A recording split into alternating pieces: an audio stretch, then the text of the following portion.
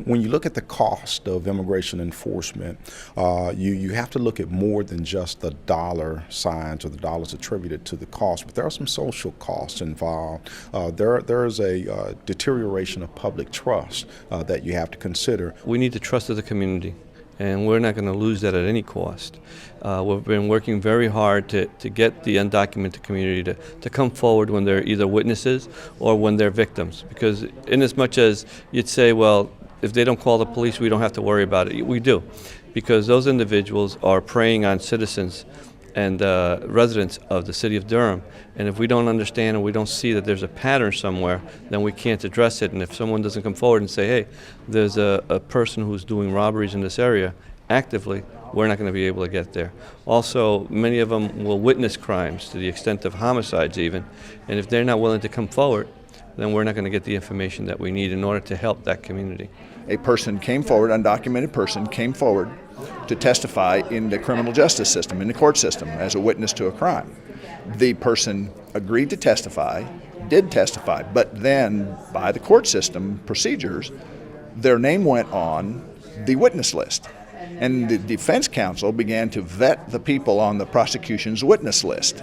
They discovered this person was undocumented. The person testifies in court. 2 days later, ICE deports the individual because their name then was given to ICE as an undocumented person, and it was related to a criminal case, and the person was deported. You know, the police have spent decades building the public trust and the relationships with the communities. Since the late 70s, early 80s, we've engaged in community policing and problem solving. We've worked on creating partnerships. And we have defined that relationship with the community as being reliant on trust. Immigration enforcement conducted the wrong way erodes that trust. And ultimately, an erosion in trust breaks down the relationship between the police and the community, and we know that to the extent we can gain the public's voluntary law abidance, then that reduces the necessity to use police force. Or the cost to the system, the cost to the families. 85% of immigrant families live in mixed immigration status families. So the kids won't talk to us, and the kids are United States citizens, but they don't want to talk to us because their uncle or their father or somebody is an undocumented immigrant. You don't have cooperation. You can't police the community. You have crimes going unreported.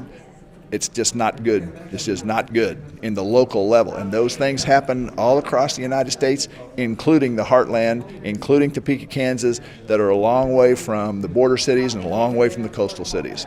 When the trust goes away, so does voluntary compliance. And when voluntary compliance goes away, we have more lawlessness. We have more police force. We have more chaos in the community. We want to avoid those things. We think that chaos is not a good trade-off for the wrong kind of immigration enforcement.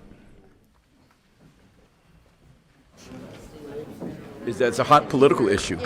Once the political leadership speaks out on the issue, then the police chiefs feel uncomfortable in speaking to the issue. So if the mayor says this is where we stand, is the police chief going to come up and say we don't agree with you, Mayor? So that's the problem. They've had no voice, and the police foundation created a vehicle through which the police voice could be heard on public policy issues related to immigration enforcement. We need to be able to engage in the discussion and the conversation before the decisions are made, because nobody knows communities like the state and local police officers and police departments. Nobody understands the dynamics that are occurring within cities and towns and citizens and families and neighborhoods like state and local police officers. And so since we are most impacted by these immigration enforcement decisions, we need to have a seat at the table before these decisions are made so that our concerns and our perspectives can be considered in making the decisions on how we move forward. I think the immigration debate, as far as local law enforcement is concerned, involves our municipalities and the safety of the people within our municipalities to do things that are cause them to be safe while still being able to do the basic law enforcement criminal aspects that we do. My hope is that we identify ways to secure our borders, and then once we stop people from coming into the country, then we can address the individuals that are here, and at that point in time try to logically, without emotion, decide what is in this country's best interest.